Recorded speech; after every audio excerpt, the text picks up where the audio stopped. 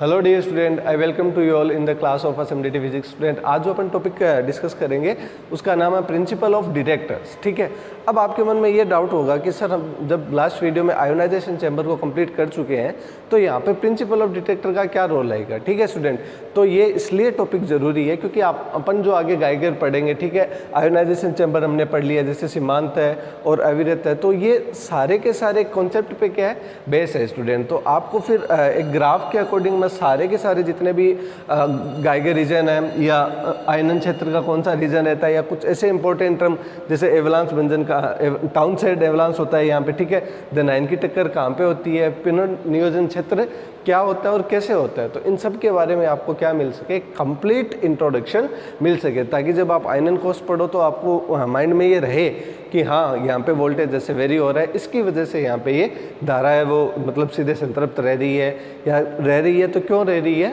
और नहीं रह रही तो क्यों नहीं रह रही। ठीक है स्टूडेंट, तो आइए अपन वीडियो को क्या करते हैं, स्टार्ट करते हैं। ठीक है, तो सबसे पहले इस तरफ मैंने बना रखी है स्ट्रक्चर पे अपन थोड़ी सी बात करें क्योंकि प्रीवियस वीडियो में हमने पूरा स्ट्रक्चर देख लिया, क्योंकि आयोनाइजेशन जो चैम्बर है वो एक प्रकार का क्या है, प्रिंसिपल ऑफ डिटेक्टर्स पे जो बेस्ड ऑन आयोनाइजेशन गैसेज है उसी का भी तो एक पार्ट है ना, कि ये इसमें क्या होता है, गैसों का आयनन होता है। ठीक है, तो ये एक प्रकार का क्या हो गया, आयोनाइजेशन चैम्बर हो गया। ठीक है, तो इसके स्ट्रक्चर में अपन नहीं जाएंगे, बट सिंपल है कि बैटरी, कैपेसिटर, रेजिस्टेंस लगा हुआ, ये एक आयनन कॉस्ट है, इसमें क्या निकालते हैं अपन, गैस को क्या करते हैं, बढ़ते हैं अक्रिय गैस को। ठीक है, और उसमें से फिर क्या करते हैं अपन, पार्टिकल्स को प्रवाहित करवाते हैं। तो जो पार्टिकल्स यहाँ पे प्रवाहित होंगे, आज नई चीज़ आपको सीखने को ये मिलेगी कि जब यहाँ पे पार्टिकल्स प्रवाहित होते हैं ना स्टूडेंट गैस चैम्बर में से, तो अलग अलग कंडीशन पॉसिबल होती है। अब वो कितने प्रकार की कंडीशन पॉसिबल हो सकती है, वही क्या है मैं आपको इस ग्राफ के अकॉर्डिंग समझाऊंगा। और इस ग्राफ को पढ़ने लेने के बाद आपका एक फ़ायदा ये हो जाएगा स्टूडेंट कि आप जितने भी है ना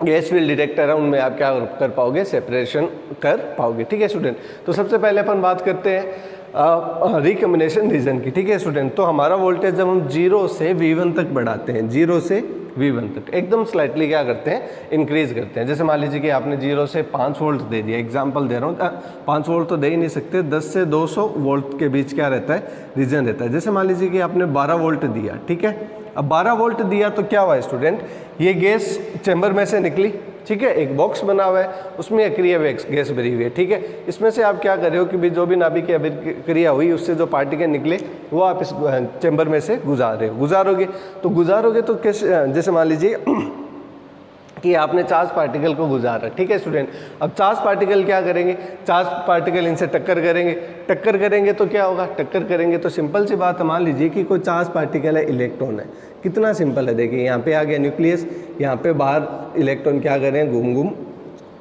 ये लीजिए घूमे कर रहे हैं, मान लीजिए। ठीक है, तो अब ये इलेक्ट्रॉन यहाँ से टकराएगा तो ये एनर्जी किसको देगा स्टूडेंट, इस इलेक्ट्रॉन को देगा। तो ये इलेक्ट्रॉन एनर्जी पाकर आराम से क्या हो गया, बाहर चला गया।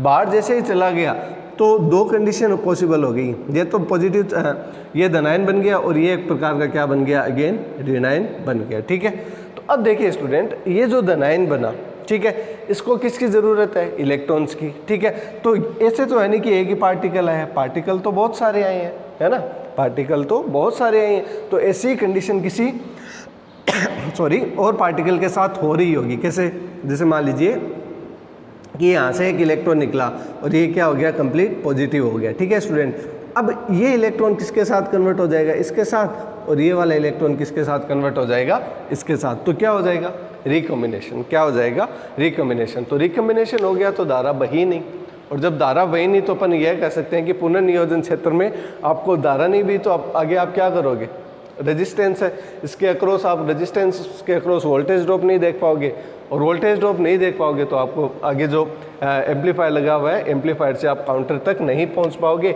इसका मतलब आप कोई भी पार्टिकल्स को डिटेक्ट नहीं कर सकते। समझ रहे हो, कोई भी पार्टिकल को आप डिटेक्ट नहीं करते। हाँ, यहाँ पे क्या होता है कि जैसे इलेक्ट्रॉन जो एनायन जो कैटायन बनते हैं ना, उसकी वजह से करंट तो बताता है, पर यहाँ पे इतना ज़्यादा कोई करंट नहीं होता। यहाँ पे क्या हो जाता है, रिकम्बिनेशन हो जाता है। क्या हो जाता है, पुनर्नियोजन हो जाता है, इसलिए इसको अपन क्या बोलते हैं, रिकम्बिनेशन रीजन बोलते हैं। तो आई होप स्टूडेंट पहले वाला जो पार्ट है 0 से V1 तक का आपको आया समझ। ठीक है स्टूडेंट, अब अपन चलते हैं आगे, आयनन वाली कंडीशन क्या है। ठीक है, कि भाई आयोनाइजेशन रीजन है वो क्या होता है। ठीक है स्टूडेंट, अब आपने क्या किया कि वोल्टेज को और बढ़ाया, मान लीजिए कि आपने 12 वोल्ट से 22 वोल्ट कर दिया, फॉर एग्जांपल मान लीजिए 50 वोल्ट कर दिया, ठीक है। तो मान लीजिए 12 से आप आए तो V1 से थोड़ा सा आगे बढ़ाया आपने, मान लीजिए कि आपने 30 वोल्ट कर दिया। कितना वोल्ट कर दिया स्टूडेंट? 30 वोल्ट कर दिया। तो अब होगा क्या? अब रिकॉम्बिनेशन रुक जाएगा। इसका कारण क्या है स्टूडेंट?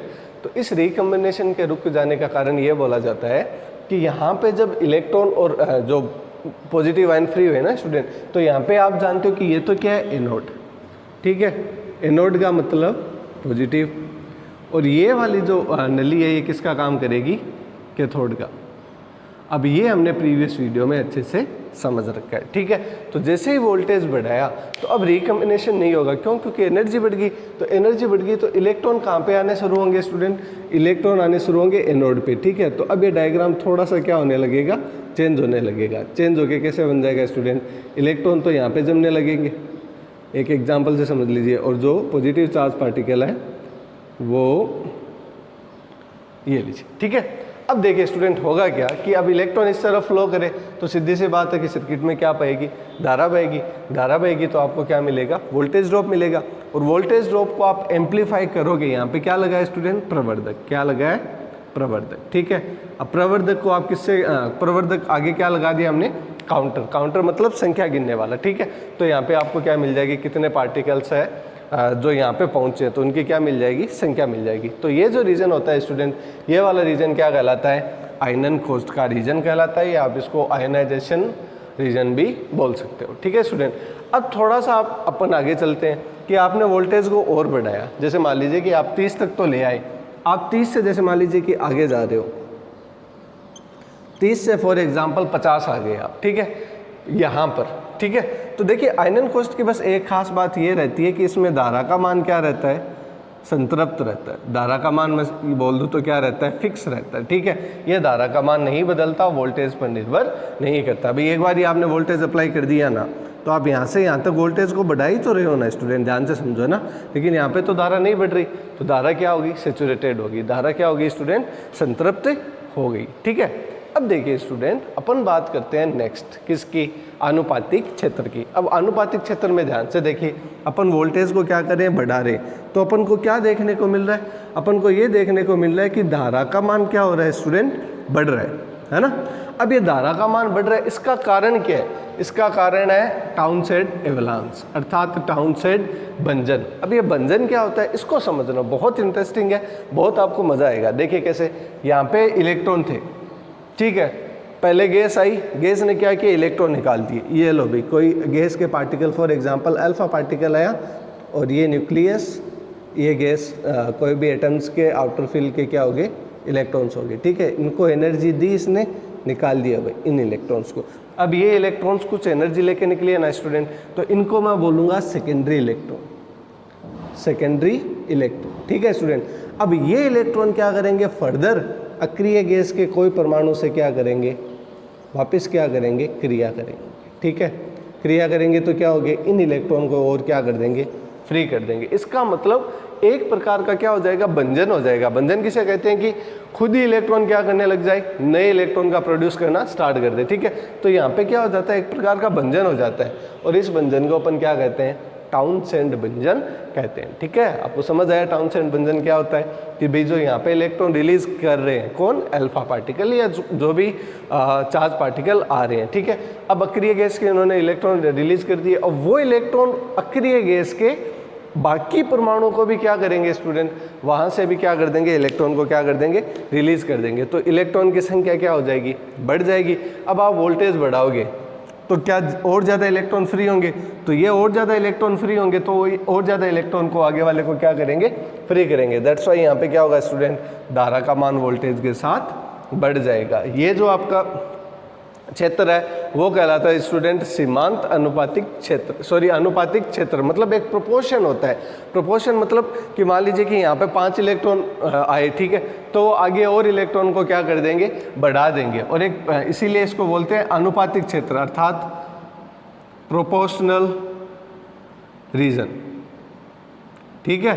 आनुपातिक क्षेत्र। इसमें एक कांस्टेंट के भी होता है जो किसका काम करता है, प्रवर्धक का काम करता है। एक प्रकार से अपन कह सकते हैं कि जो टाउन साइड जो भंजन हुआ उसके द्वारा जो इलेक्ट्रॉन निकले, ठीक है, वो आगे कितने इलेक्ट्रॉन निकालेंगे तो इसके लिए क्या रहता है, कांस्टेंट भी रहता है, ठीक है। तो इसको अपन बोलते हैं आनुपातिक क्षेत्र। आनुपातिक मतलब प्रोपोर्शनली बढ़ेंगे। ये इलेक्ट्रॉन इसने एक पैदा कर दिया, अब ये इलेक्ट्रॉन और पैदा कर देगा तो आगे से आगे क्या होंगे, इलेक्ट्रॉन की संख्या बढ़ती जाएगी, ठीक है स्टूडेंट। उसके बाद अपन बात करते हैं स्टूडेंट सीमांत अनुपातिक क्षेत्र। इसमें स्टूडेंट एक बढ़िया चीज़ आपको सीखने को मिलेगी, वो है यहाँ पे कि जो धनायन है ना, धनायन की टक्कर, ये आपको किस में सीखने को मिलेगा, सीमांत अनुपातिक क्षेत्र में। धनायन की टक्कर क्या होती है स्टूडेंट समझना। देखिए यहाँ पर अभी तक तो हमने इलेक्ट्रॉन की बात की, इलेक्ट्रॉन के साथ साथ पॉजिटिव पार्टिकल्स भी तो फ्री होते हैं ना, ठीक है। अब पॉजिटिव पार्ट जैसे मान लीजिए प्रोटॉन फ्री हुआ, तो अब ये प्रोटॉन किससे टक्कर करेगा, यहाँ पर क्या करेगा, टक्कर करेगा। ये जो नली है ना, ठीक है, इस नली पे क्या करेगा, टक्कर करेगा, और इस नली पे टक्कर करके वापस क्या कर देगा, कुछ आयंस को, कुछ इलेक्ट्रॉन्स को क्या कर देगा, फ्री कर देगा। अब कुछ को चार्ज पार्टिकल्स को फ्री करेगा तो धारा का मान और ज़्यादा बढ़ेगा। लेकिन यहाँ पे एक बात देखिए, इलेक्ट्रॉन भी फ्री कर रहा है, ठीक है, वोल्टेज बढ़ा दिया, इलेक्ट्रॉन के साथ साथ पॉजिटिव पार्टिकल वो भी फ्री कर रहा है, तो दोनों एक साथ क्या करने लगे, फ्री करने लगे। किसको, नेक्स्ट जो चार्ज पार्टिकल है उनको। तो यहाँ पे क्या हो जाएगा कि एक सीमा आ जाएगी कि भी धारा का मान एक साथ, देखिए एक साथ बहुत ज़्यादा क्या हो जाएगा, बढ़ने लग जाएगा, ठीक है। उसके बाद मान लीजिए कि आपने और वोल्टेज बढ़ाया आपने V4 से V5, जैसे मान लीजिए 50 तो था, 50 से आपने 80 किया, किस वाले में, इस वाले में, ठीक है। अब यदि आप 80 से क्या कर देते हो, 100 या 150 कर देते हो, 80 से जैसे मान लीजिए कि आपने 150 कर दिया, ठीक है, तो अब कौन सा रीजन आएगा, गाइगर रीजन। अब गाइगर रीजन में क्या होता है स्टूडेंट की जो धारा का मान होता है ना, धारा का मान, इसकी निर्भरता, डिपेंडेंसी वोल्टेज पर नहीं रहती, वोल्टेज पर नहीं। इसका मतलब देखिए यहाँ पे दो धाराएं थी, अब वो धारा एक होगी। क्यों होगी, क्योंकि अब इलेक्ट्रॉन पॉजिट्रॉन दोनों ही क्या कर रहे हैं, इलेक्ट्रॉन मतलब आयनों को बढ़ा रहे हैं, मतलब धारा का फ्लो करा रहे हैं, लेकिन आप और वोल्टेज बढ़ा रहे हो, तो और वोल्टेज बढ़ा रहे हो, तो इस रीजन को अपन क्या बोलते हैं, गाइगर रीजन। इसमें एक चीज़ सीखने लायक है कि इसमें जो धारा का मान है ना, वो वोल्टेज पर डिपेंड नहीं करता, क्योंकि एकाएक ही फिर वो क्या होते हैं, बढ़ने लग जाते हैं। फिर भी यदि आप और वोल्टेज बढ़ा दो तो फिर इसको क्या बोलते हैं, अविरत उत्सर्जन क्षेत्र। अब क्या होगा, अब यहाँ पर इस नली में स्पार्किंग स्टार्ट होगी। क्या स्टार्ट होगी,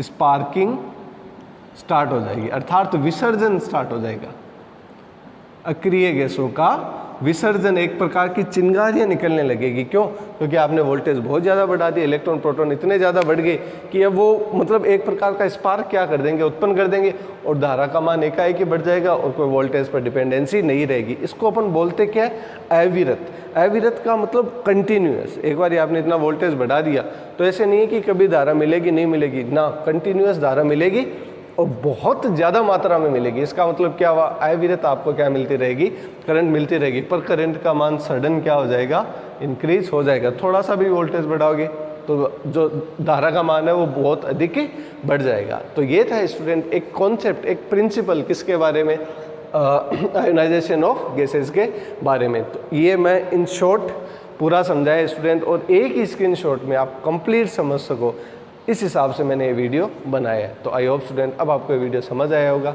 फिर भी यदि आपको इससे रिलेटिव कोई भी क्यूरीज तथा कोई भी डाउट्स रह जाता है तो आप मेरे को मैसेज करके या आप जैसे भी आप पहुंचा सको आप मेरे तक पहुंचा देना, ठीक है। अब अपन मिलते हैं स्टूडेंट नेक्स्ट वीडियो में, तब तक के लिए धन्यवाद। Thank you student.